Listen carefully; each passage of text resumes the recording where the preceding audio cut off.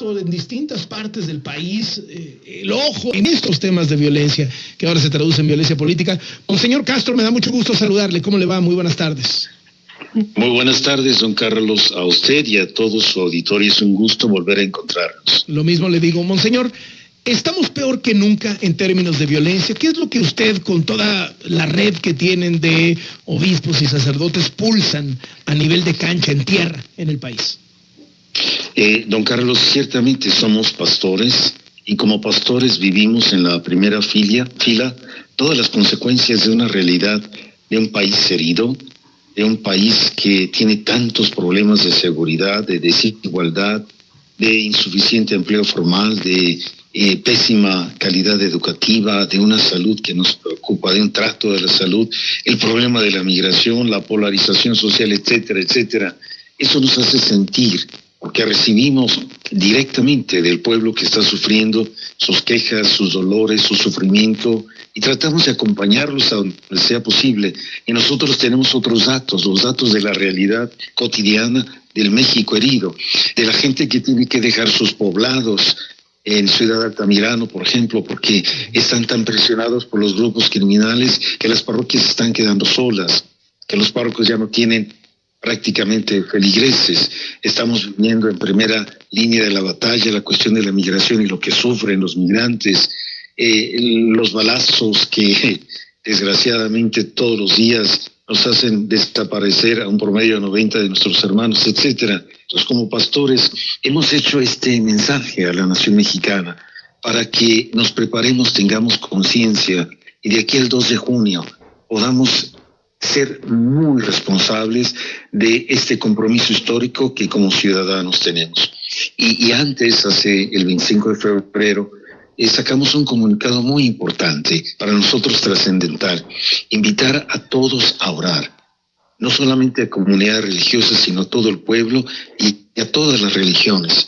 Es tan complicado el horizonte, y lo sabemos, y tan difícil, pero para Dios no hay imposibles. Y cualquier concepto que se tenga de Dios, pedirle ayuda y decirle: ayúdanos, danos una mano, la situación es tan compleja que solamente tú nos puedes iluminar. Entonces, una vez que sacamos ese primer comunicado, ahora hacemos este mensaje, en donde tratamos de poner las cosas en claro como pastores, no como políticos, o mejor dicho, como personas que viven la verdadera política, que es la preocupación por el bien común.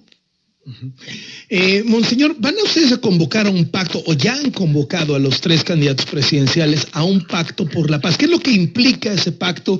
¿Qué es lo que quieren que firmen estos candidatos? Así es, don Carlos. Acabamos de terminar hace unos momentos una rueda de prensa en donde hemos avisado, hemos notificado que el próximo lunes 11 de marzo, ya confirmados los 3 candidatos a la presidencia de la República. La señora Sheinbaum, la señora Xochitl, el señor Jorge, estaremos reunidos con representantes de todo el país, de todas las clases sociales, de diferentes profesiones, con embajadores, con representantes de embajadas, en fin, y ahí les vamos a presentar la Agenda Nacional por la Paz, que nació en septiembre del año pasado y que está viviendo en este momento una segunda etapa, las acciones. Tenemos 14 acciones muy concretas para ser artesanos de paz. Y la segunda de ellas es presentar precisamente a los servidores públicos esta agenda. Y lo vamos a hacer con toda la responsabilidad, el gusto y la esperanza de que ellos escuchen la vivencia y la realidad del pueblo de México, porque la agenda es producto no de un sociólogo o de un teórico, es producto de estos conversatorios y foros por la paz, en donde se pone en evidencia lo que estamos pasando. Y decirles, les suplicamos, se comprometan por la paz. Les suplicamos, ustedes que tienen el poder del Estado, trabajar para la consecución de una paz que todos anhelamos y necesitamos. Así que es un gran momento histórico, 11 de marzo, en un horario matutino. Los 3 ya nos han confirmado, sí. Monseñor, ¿van juntos los 3? No, por separado. Por separado, sí, para sí, por cuestión, sí. Sí, porque de protocolo, ¿verdad? Sí. Monseñor, ¿Cree que estamos en un narcogobierno?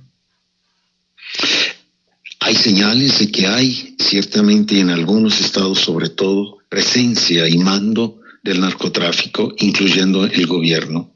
Al menos eso es lo que nosotros hemos visto, palpado, sentido en municipios donde se tiene que pagar el derecho de piso para que el crimen organizado les permita.